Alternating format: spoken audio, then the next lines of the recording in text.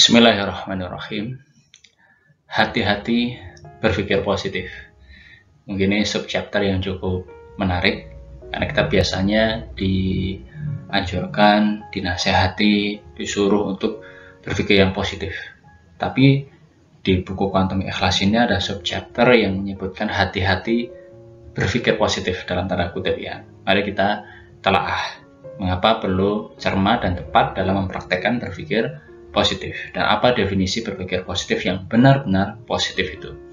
Bismillahirrahmanirrahim. Pak Nono menyebutkan bahwa pikiran negatif itu seringkali dianjurkan supaya ini dilawan dengan berbagai macam trik sikap mental atau kita sebut berpikir positif yang seringkali malah berpotensi menimbulkan konflik batin. Jadi sangat tidak nyaman di hati kita. Coba kita cek apakah itu yang Anda alami. Kalau tidak, alhamdulillah. Kalau Anda merasa ketika Anda punya pikiran negatif atau perasaan Anda tidak nyaman, kemudian Anda berusaha untuk berpikir positif sebagaimana sering dianjurkan, kemudian terasa tidak nyaman di hati Anda, seperti ada pertentangan, seperti merasa membohongi diri sendiri dan seterusnya, maka kita perlu menelaah atau berefleksi apa yang sebenarnya terjadi. Kemudian disebutkan bahwa apapun, energi apapun yang ditekan atau tidak diakui, ya, dia akan balik menekan sebesar kekuatan kita menekannya. Namanya balik menekan, hukum aksi reaksi, ya, aksi reaksi sesuai dengan hukum ketiga Newton. Kemudian keinginan seseorang, ya katakanlah keinginan kita untuk mencapai sukses, kemudian membuat kita untuk berusaha, berupaya secara sadar dan sengaja untuk selalu berpikir positif. Ya, kita takut kalau punya pikiran yang negatif. Walaupun sejujurnya atau sejatinya, ini yang terpenting, perasaan kita terasa kita nggak nyaman, nggak enak, sebenarnya nggak percaya diri dan seterusnya. Jadi karena saking pengennya segera mewujudkan apa yang diinginkan, saking pengennya meraih sukses, ya kemudian kita berkata pada diri kita sendiri, wah saya harus bisa, saya harus sukses, saya harus berpikir positif dan seterusnya, tanpa mempedulikan atau dengan kata lain mengabaikan perasaan yang dirasakan. Apakah perasaan nggak enak, perasaan nggak nyaman, perasaan nggak percaya diri dan seterusnya. Itu sangat penting sebagaimana kita bahas sebelumnya bahwa ketika ada konflik, ada perbedaan antara yang dirasakan, berarti ini merupakan komunikasi dari pikiran bawah sadar dengan apa yang kita pikirkan secara sadar. Apabila ada pertentangan, pasti yang memenangkan adalah apa yang kita rasakan, yaitu pikiran bawah sadar kita. Beberapa orang mengabaikan perasaan yang dirasakan ketika mempraktekkan tadi, berpikir positif tadi.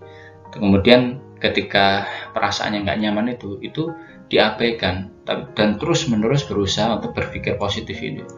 Ya, dengan konsep berpikir positif yang selama ini kita pahami, seseorang contoh ingin kaya, maka yang perlu dilakukan adalah dia menanamkan dalam pikirannya dan harus memperbesar keinginannya untuk kaya. Saya pasti bisa, saya pasti bisa. Ya, saya orang kaya, dan seterusnya. Ya, kemudian banyak yang mungkin tidak menyadari atau tidak mengakui ya jurang yang terjadi antara pikiran ingin kaya dan perasaan tidak kaya, perasaan miskin di hati yang justru semakin menganga lebar. Saya ingin kaya, saya ingin kaya, saya kaya, saya kaya, tapi perasaan hatinya nggak mengatakan yang demikian karena kondisinya saat ini tidak demikian. Ya, sekali lagi yang berdampak bukanlah apa yang difikirkan, sekedar diucapkan, tetapi apa yang benar-benar dirasakan. Konsep berpikir positif menurut R.B. Sentano ini mengabaikan pentingnya memperhatikan unsur perasaan atau feeling. Ya, pada saat kita mempraktikkan berpikir positif tersebut. Jadi yang terpenting adalah rasa yang ditimbulkan dari afirmasi atau pikiran yang kita ucapkan berulang-ulang. Jadi indikatornya adalah pada rasa atau perasaan yang kita rasakan, bukan pada struktur kalimatnya. Ya, struktur kalimat boleh bagus, tetapi tetap bagaimana rasanya di hati. Struktur kalimat bisa saja sederhana, ya, tetapi kalau di hati terasa enak, terasa nyaman, memotivasi, menyemangati, go ahead. Jadi yang terpenting adalah bagaimana rasanya di hati kita. Kemudian Itu ya, jadi kita perlu cermat, hati-hati dalam berpikir positif. Kemudian lanjutannya, lanjutan dari berhati-hati berpikir positif, kalau kita nggak berhati-hati akan terjadi nih software incompatibility issue, masalah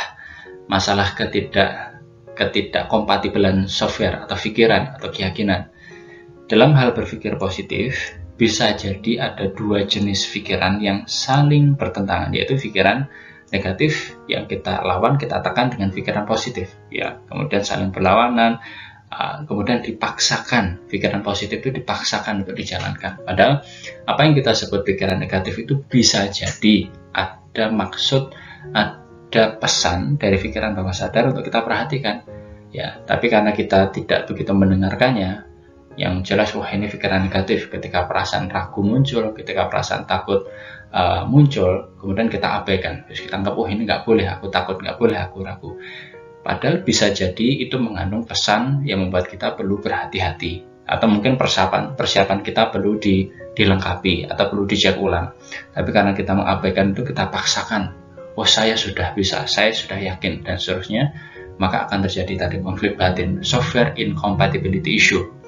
Ketika katakanlah seseorang ya berpikir secara sadar saya ingin sukses, kemudian sesungguhnya di dalam hatinya atau di pikiran bawah sadarnya ia sedang mengatakan kepada dirinya sendiri bahwa saya saat ini tidak sukses, ya. Kesimpulannya oleh karena itu saya ingin sukses. Oke, ketika pikiran sadar saya sukses, saya ingin sukses, berarti kan sekarang nggak sukses. Nah, ini perlu disikapi dengan kalimat yang mungkin terasa lebih pas. Nanti di bagian berikutnya kita akan mempelajari alternatif bagaimana menciptakan pikiran-pikiran yang terasa lebih nyaman, lebih pas gitu. Nah, yang perlu kita ingat adalah apabila ada pertentangan antara pikiran sadar dan pikiran bawah sadar, pasti yang menangkan adalah pikiran bawah sadar. Karena seperti kita bahas tadi sebelumnya, pikiran bawah sadar itu perannya 88, bahkan ada yang mengatakan 90-95% terhadap kualitas hidup kita. Ya, jadi apa yang kita rasakan itu pasti lebih berdampak, pasti yang mewujud ya dibandingkan apa yang sekedar diinginkan. Berpikir positif ini seringkali diajarkan atau ditanamkan oleh para motivator. Nah, sebenarnya gini, para pembicara itu bukanlah motivator, ya mereka pembicara motivasional. Jadi motivator itu sesuatu yang menggerakkan kita menuju ke sana. Misalkan impian kita berarti itu motivator kita. Kemudian misalkan ingin mewujudkan pendidikan yang berkualitas, itu motivator kita, sesuatu yang membuat kita bergerak.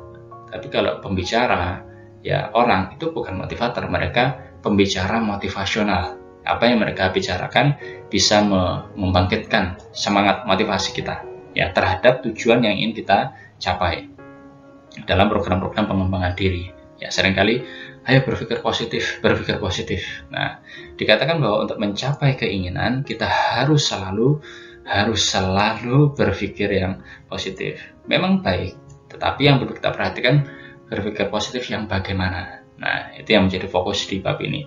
Bagaimanapun kita berupaya untuk membentuk pikiran supaya positif, kalau perasaan kita masih negatif, maka pasti cepat atau lambat pikiran kita akan kembali menjadi negatif karena sumbernya ada di perasaan. Gitu. Kemudian lanjutannya, riset menyebutkan, penelitian ya, bahwa kita dalam sehari kurang lebih punya 60-65 ribu pikiran setiap hari. Bagaimana kalau ayo berpikir positif, bagaimana memastikan 60 ribu pikiran yang kita miliki setiap hari ini semuanya itu membuat semua itu positif? Betapa sulit dan mustahilnya ya. Maka anjurannya adalah kita perlu kemudian berhati-hati ya, cermat dalam menerapkan strategi berpikir positif tersebut. Boleh saja, karena bagus berpikir positif itu, tapi yang benar-benar positif, yang benar-benar terasa enak, terasa nyaman di hati kita, begitu. Pikiran negatif seringkali disebabkan oleh, tadi sudah kita bahas, yaitu perasaan negatif yang muncul sebelumnya. Punya perasaan negatif, akhirnya perasaan tersebut men-trigger pikiran kita untuk menjadi negatif pula. Oke. Kemudian, walaupun sepertinya ada manfaat, namun positive thinking sebenarnya merupakan konsep atau resep yang keliru menurut Pak Ari Pesentano untuk mengubah pikiran negatif menjadi positif. Untuk mengubah pikiran negatif menjadi positif bukan dengan positive thinking yang mengabaikan perasaan. Saya memahaminya seperti itu. Nah, menurut Pak Ari Pesentano bahwa oleh karena penyebab munculnya pikiran negatif adalah suatu perasaan negatif di dalam hati, di pikiran bawah sadar, maka semua upaya, semua yang kita lakukan untuk menanamkan pikiran positif yang tidak dilakukan pada tempatnya, yaitu di hati, di pikiran bawah sadar kita, ya tidak tepat sasaran. Kalau pikiran negatif yang asalnya itu dari perasaan negatif, kemudian kita lawan dengan sekedar pikiran yang positif tapi tidak sampai merasuk di hati, di pikiran bawah sadar, ya nggak akan ada manfaatnya. Seperti mungkin ada manfaatnya sebentar, tetapi akan kalah ya oleh pikiran-pikiran yang negatif yang memang bersumber dari perasaan negatif.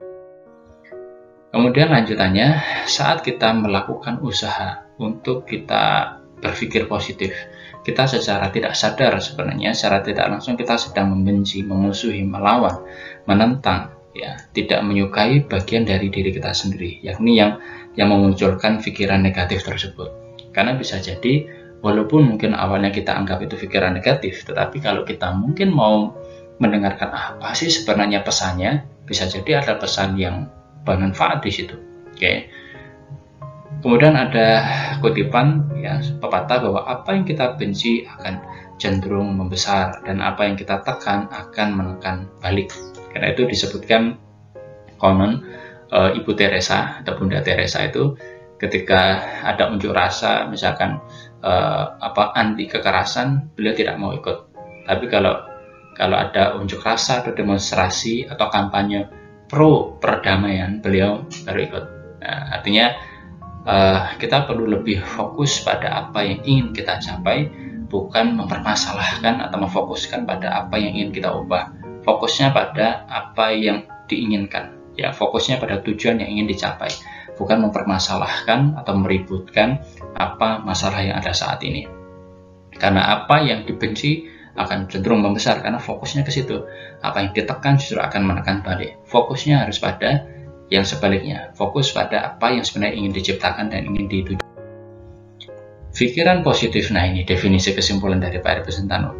Pikiran positif yang rasanya enak, rasanya nyaman, nah itu berarti betul-betul positif. Jadi kuncinya apa? Ada di rasa. Sedangkan pikiran positif, saya kasih tanda petik, tetapi rasanya tidak enak, ya itu bukan berpikir positif. Ya, itu bisa jadi berpikir negatif karena membohongi diri sendiri lah, karena nggak jujur pada diri sendiri. Jadi yang disebut pikiran positif, positifnya itu ada di rasa. Pikiran positif, ya. Jadi pikiran itu sendiri netral. Yang menentukan positif atau negatifnya itu bukan kalimat itu sendiri, tetapi bagaimana rasanya di hati kita. Ya, mudah-mudahan bisa difahami dengan tepat. Kemudian kita lanjutkan.